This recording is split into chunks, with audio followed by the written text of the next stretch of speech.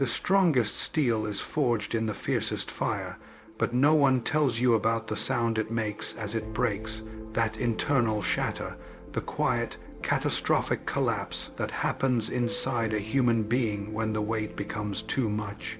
It's not a scream, it's a silence so deep and so vast, it swallows every dream you ever had. This is where we begin. I want you to be brutally honest with yourself for the next 30 minutes.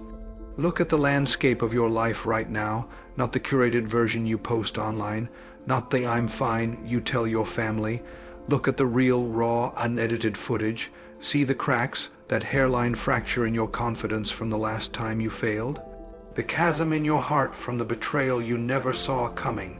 The foundation of your identity, once so solid, now feels like sand shifting beneath your feet. You carry this disappointment. It has settled into your bones, a heavy sediment that makes every step an effort. It's the relationship that didn't just end, but dissolved in a way that made you question every memory. It's the business venture, the passion project, that consumed your days and nights, only to crumble into dust and debt.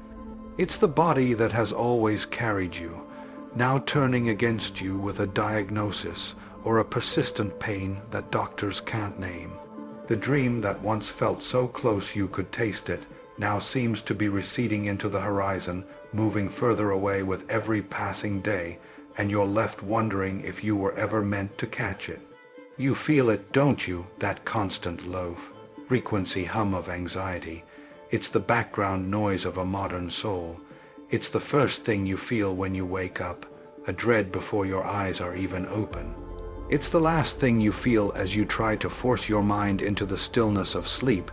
Your mind is not a quiet place. It's a crowded room where everyone is shouting. Regrets from the past are screaming. Fears of the future are wailing, and the present moment is just a small, quiet voice struggling to be heard over the chaos. The external world amplifies this noise. It shouts at you from every screen. Buy this and you'll be happy. Be that and you'll be loved. Achieve more, faster, louder. Perform your happiness for the algorithm. And so you scroll. You scroll through a highlight reel of other people's perceived perfection, and you hold up your own messy, struggling behind. The scene's reality against it. It's an unfair fight. You are comparing your raw, unscripted life to their greatest hits compilation. And in this constant comparison you feel broken. You feel like the one vase in the room that has a fissure running through it. You think everyone can see it. You think it makes you weak, flawed, unworthy. You learn to hide the crack, to smile through the pain, to pretend the shattering didn't happen. But you feel the draft coming through. You know you are not whole, but here is the truth they never taught you. The most important truth you will hear today: being broken is not your failure. It is not a sign that you are not good enough, strong enough, or smart enough. It is your assignment, that crack in your foundation. It is not a flaw. It is an opening, a narrow, painful, terrifying opening that was created when the pressure you were under exceeded the strength you had at that moment. But it is the only way the light gets in. And it is the only way you will ever get out of the confined space of who you used to be. Everyone wants the strength. Everyone wants the victory lap, the unbreakable spirit, the inspiring comeback story. But they run from the one thing that creates it, the breaking. They numb it with distraction, with alcohol, with entertainment, with gossip, with shopping, with anything that can provide a temporary escape from the deafening sound of their own falling apart. They mask it with noise, with constant music, with packed schedules, with superficial conversations that never touch the soul. They hide from the very process that is designed to rebuild them into something they cannot yet imagine. You are not here to avoid the breaking. You are here to decide what emerges from the pieces. This is not a speech about avoiding pain. This is a speech about understanding its purpose. Your pain is a map written in a language only you can understand. It is showing you where you need to grow, where you need to heal, where you need to let go of what is no longer serving you. The breaking is not the end of your story. It is the brutal, necessary beginning of the chapter where you stop living a life designed by others, by circumstance, by accident, and start building one with intention. But here is what no one tells you about being broken. The world does not care. The world will keep spinning. Bills will need paying. Traffic will still jam. The sun will rise without your permission. Your personal apocalypse is just another Tuesday for the rest of the universe. And this is your first gift, because in that absolute rock bottom realization that your pain does not stop the world, you understand a fundamental law of existence. Your recovery, your rise, your healing, it is your responsibility. And yours alone. No one is coming to save you, and that is the most liberating truth you will ever know. This is the dark night of the soul, the struggle. This is the long, shadowy valley between the breaking and the dawn. This is where most people lose themselves forever. They set up camp in the valley. They build a small life around their pain. They get comfortable in their discomfort. But that is not you, not anymore. The struggle is internal. Your mind becomes a prison of your own design, and your thoughts are the cruel, relentless warden. He has a playlist of your greatest failures, and he plays it on a loop. That embarrassing moment from 10 years ago, the hurtful thing you said, the opportunity you were too afraid to take. He replays the tape of your relationship ending, frame by frame, looking for the exact moment it went wrong. He shows you the financial statement, the rejection letter, the doctor's report, over and over and over. You lie in bed at night, but you are not sleeping. You are fighting battles in the dark that no one else can see. Your body is still, but your mind is running a marathon through hell. You try to quiet the noise. You turn on the TV. You lose yourself in a fictional world because your own is too much to bear. You open another bottle, seeking a chemical silence. You open the social media app and fall into the infinite scroll, a digital anesthetic that numbs the pain for a few precious minutes. You stay busy.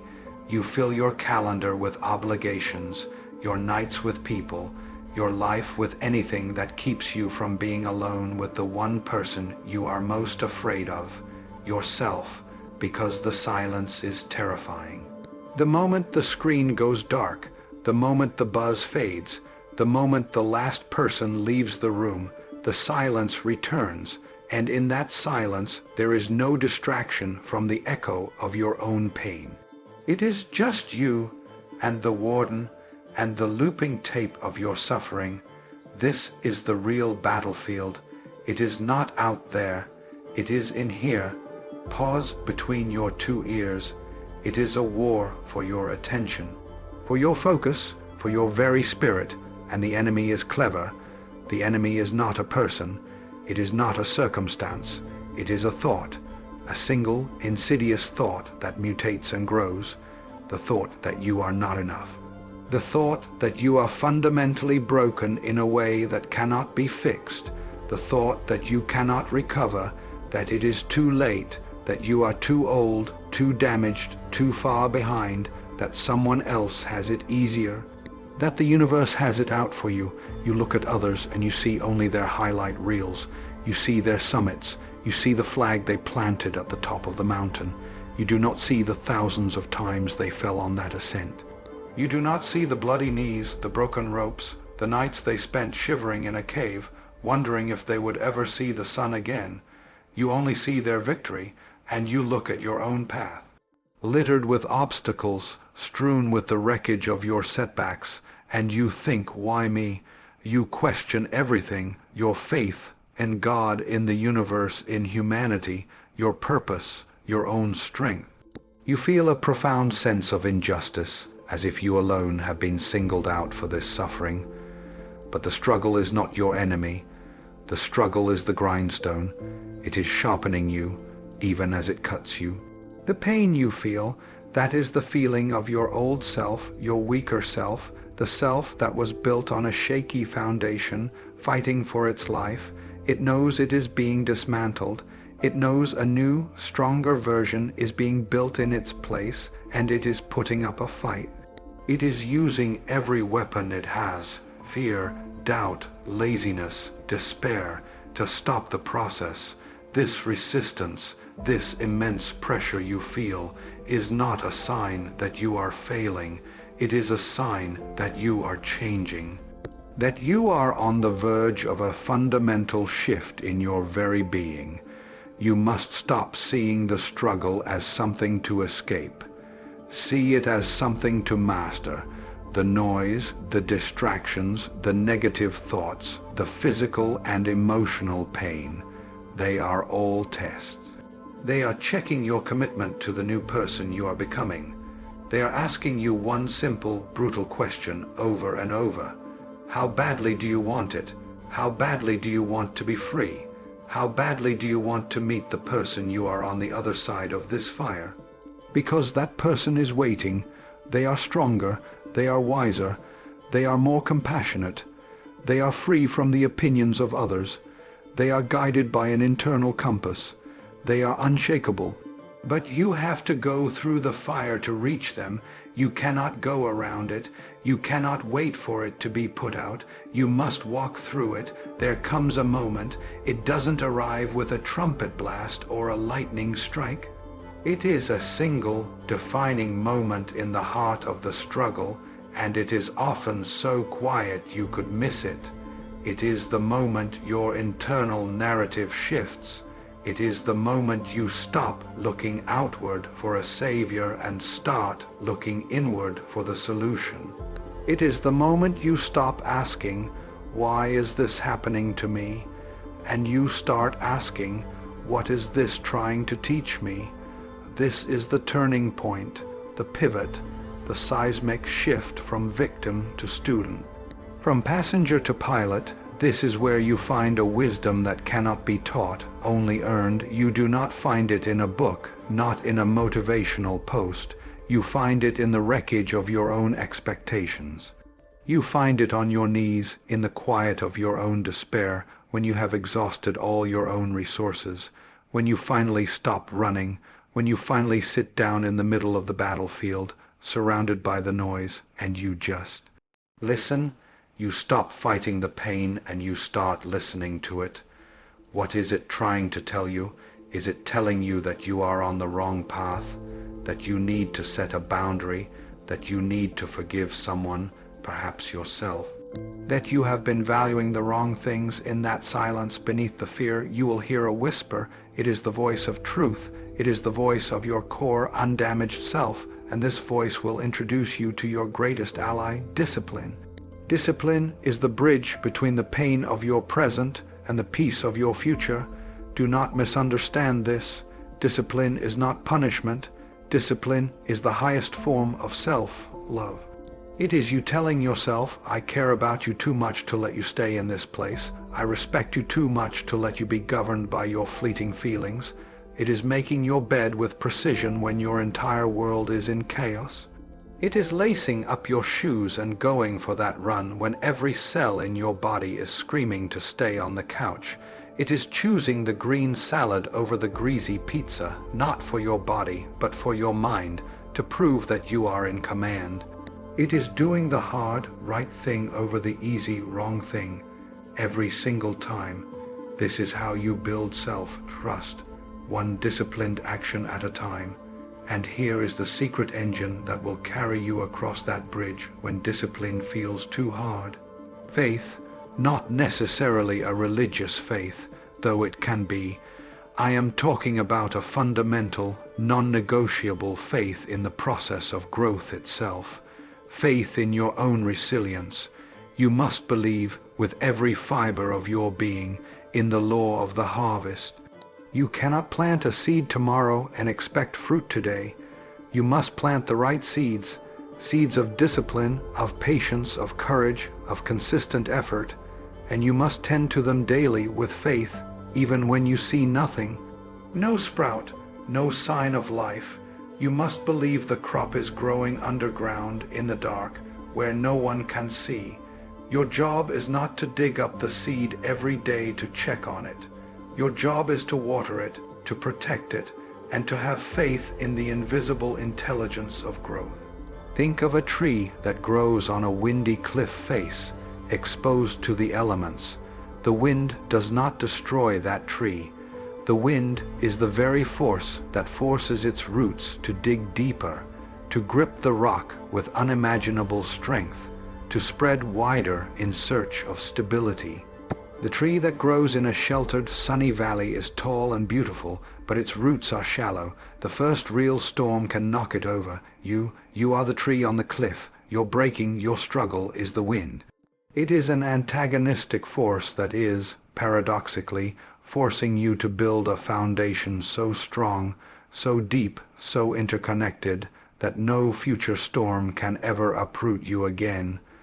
The valley tree looks more comfortable, but the cliff tree is built to survive anything. This is the alchemy of the human spirit, the ancient, sacred process of turning leaden pain into golden strength. It requires the intense fire of discipline. It requires the patient, steady container of faith. And it requires the precise catalyst of self-control, controlling your impulses, the urge to quit, to lash out, to numb the pain, controlling your thought, arresting the negative loop and deliberately replacing it with a constructive one. Controlling your focus, directing your energy only toward what you can build, not what you have lost. You are the sculptor, and your life is the block of marble. The struggle provided the chisel. Discipline is your hammer. Faith is your hand, guiding the tool, and every blow, every single jarring strike, the early morning, the rejected proposal, the difficult conversation, is chipping away the excess, revealing the masterpiece that was always hidden within the stone. Now you rise. This is not a slow, gentle ascent into a rosy sky. This is a conscious, deliberate, and powerful climb out of the trench you have been digging yourself out of. You have been tempered in the fire. You have been sharpened on the stone of your struggles. Now you are a weapon, a precision tool directed solely at your own limitations. You wake up, and the first thought is not a spiral of anxiety. It is a question of purpose. What can I build today? How can I be 1% better than I was yesterday? You move through your world with a new, quiet intent. Every action, no matter how small or seemingly insignificant, is a brick laid in the foundation of your new life. Answering that email you've been avoiding is a brick. Drinking a glass of water is a brick. Offering a kind word to a stranger is a brick. You understand now in your bones that motivation is a myth. It is a fleeting emotion, as unreliable as the weather. You do not wait to feel motivated. You act, and the motivation, the belief, the confidence follows the action. You become the action itself. You begin to embrace the suck. You fall in love with the grind, not because it is enjoyable, but because you now recognize it as the source of your power. The 5 a.m. alarm in the dead of winter, the shock of the cold shower, the uncomfortable conversation you need to have to clear the air, the 10th repetition when your muscles are burning, the silence of a room with only your thoughts for company. This is where you build your empire, not in the spotlight with applause and accolades, but in the shadows. When nobody is watching, when nobody is cheering, when the only witness to your effort is your own reflection in the window, this is where you earn your soul. This is where you forge an identity that cannot be taken from you, because it was built by you for you. Strength is not built in the comfortable. It is forged in the crucible of the difficult. It is built rep by rep, step by step, day by day. You will have setbacks. You will fall. This is guaranteed. The path is not a straight line upward. It is a spiral, and sometimes you will pass by the same lesson, the same type of challenge, but from a higher perspective. The person you are now, the person who has been broken and has chosen to rebuild, does not see a fall as a failure. You see it as data. You get up, you dust yourself off, you analyze what went wrong, you learn, you adjust your grip, you keep moving. The fall is part of the climb. Your rhythm becomes unstoppable. Rise. Pause, impact. You take massive, focused action. You then pause, not to quit, but to reflect, to learn, to integrate the lessons. And from that poised stillness, you create impact. You make a decision that changes your trajectory. You have a conversation that mends a bridge. You create something of value. You become a source of quiet, grounded power. People will feel it when you walk into a room. They will not understand it. They will see a new calm in your eyes, a stillness that was not there before. They will see a new strength in your posture, a resilience that does not need to be announced. They will wonder what happened to you. You will not need to tell them. They will see it in your actions. They will hear it in your silence. Remember the crack, the one you thought made you weak and unworthy. You now understand it is your greatest asset. It is what makes you human, relatable, real. It is what gives you empathy, the ability to feel the fractures in others because you know your own so well. You are no longer a pristine, fragile vase on a shelf, afraid of being knocked over. You are kintsugi, the Japanese art of repairing broken pottery with lacquer dusted with powdered gold. You are not hiding your cracks. You are highlighting them. You are filling them with gold. They have become the most beautiful, intricate, and valuable part of you. They are not scars to be ashamed of. They are proof that you have endured, that you have healed, that you have taken what was broken and created something more beautiful, more unique, and more resilient than the original ever was. You are not the same person who started this journey. That person needed to break. That person needed to be dismantled to make space for who you are becoming. You are harder to kill now, mentally, physically, spiritually. You have looked into the abyss, and instead of it consuming you, you have learned to see in the dark. And you now know that the same skills that allow you to see in the dark, patience, perception, inner vision, also allow you to appreciate the light in a way you never could before. So now we sit in reflection. The storm has passed, not forever. Storms will always come, that is the nature of life. But you are different now. You are not a flimsy tent, torn apart by the first strong wind. You have become a different kind of shelter. You have found a stillness within yourself, a deep, unwavering core of peace that no external chaos can disrupt. You have met the enemy within the fear, the doubt, the laziness, and you have not destroyed it. You have made peace with it. You have integrated your shadow. You understand that it, too, was a part of your strength, a teacher in disguise. You are whole.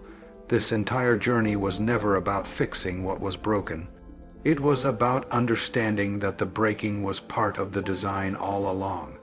It was the universe's ruthless, compassionate way of forcing an evolution you would never have chosen for yourself.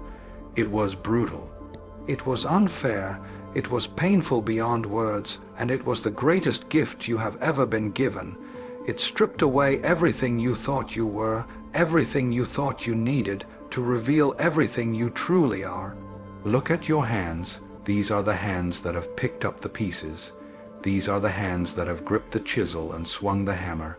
These are the hands that will build your future. The past is gone.